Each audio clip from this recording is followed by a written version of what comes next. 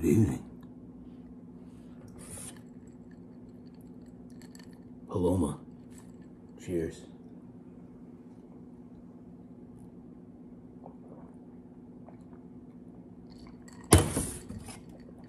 Part 7. Where we left off. I'll handle this, he said to the Moray woman. This man has a bad heart, but I have plenty of medicine. My name is Dr. Gonzo. Prepare our suite at once. We'll be in the bar.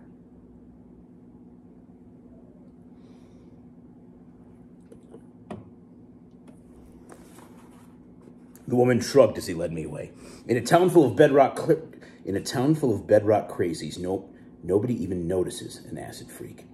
We struggled through the crowded lobby and found 2 stools at the bar. My attorney ordered 2 Cuba Libres with beer and mezcal on the side, and he opened the envelope. "Who's Lacerda?" he asked. "He's waiting for us in a room on the 12th floor." I couldn't remember. Lacerda. The name rang a bell, but I couldn't concentrate. Terrible things were happening all around us. Right next to me, a huge reptile was gnawing on a woman's neck. The carpet was a blood-soaked sponge. Impossible to walk on it. No footing at all. "Order some golf shoes," I whispered. "Otherwise, we'll never get out of this place alive."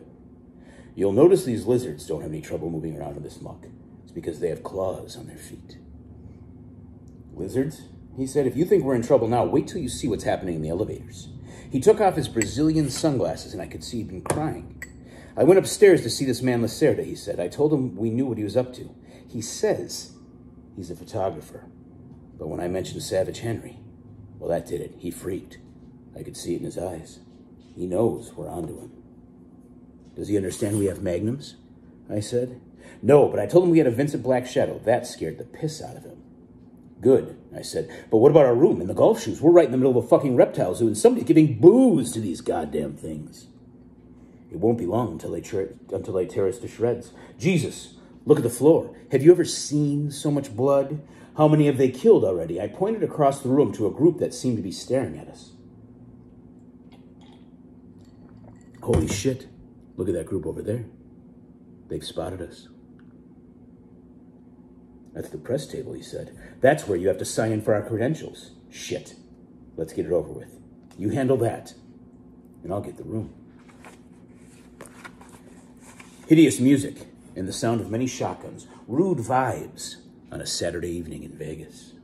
We finally got into the suite around dusk, and my attorney was immediately on the phone to room service, ordering 4 club sandwiches, 4 shrimp cocktails, a quart of rum, and 9 fresh grapefruits.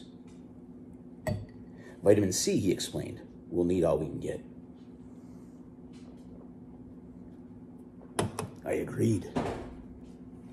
By the time the drink was beginning to cut the acid and my hallucinations were down to a tolerable level, the room service waiter had a vaguely reptilian cast to his features.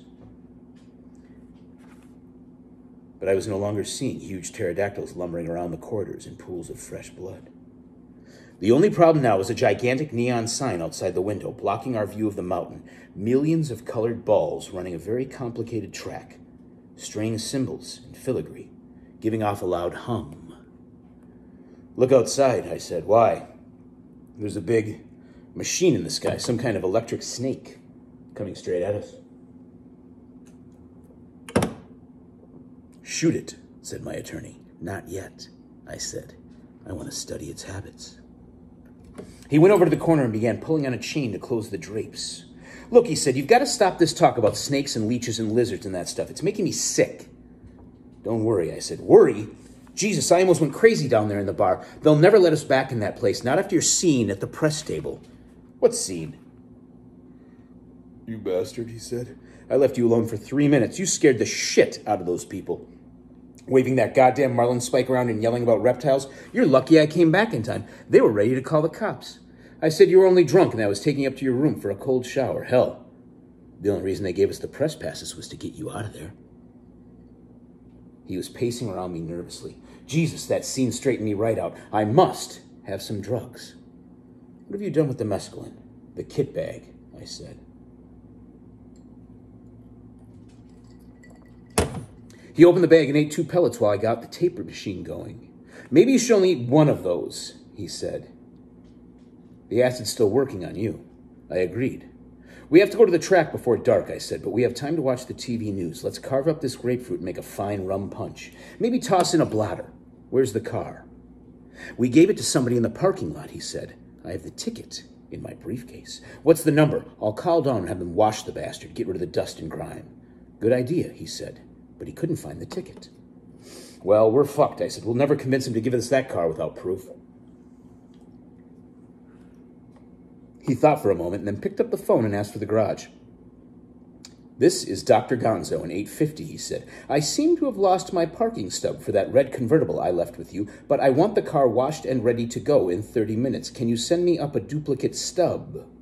What? Oh? Well, that's fine. He hung up and reached for the hash pipe. No problem, he said. That man remembers my face. That's good, I said. They'll probably have a big net ready for us when we show up. He shook his head. As your attorney, I advise you not to worry about me.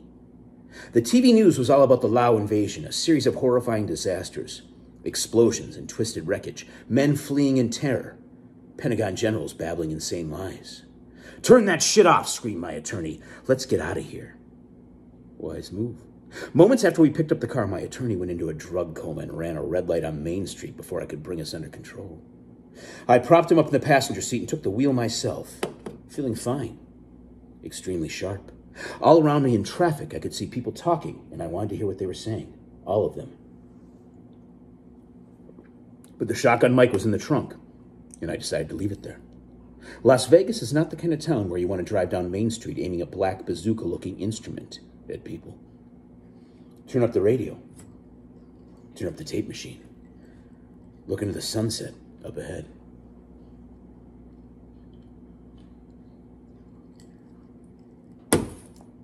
Roll down the windows for a better taste of the cool desert wind. Ah, yes. This is what it's all about. Total control now. Tooling along the main drag on a Saturday night in Las Vegas. Two good old boys in a fire apple red convertible. Stoned. Ripped. Twisted. Good people.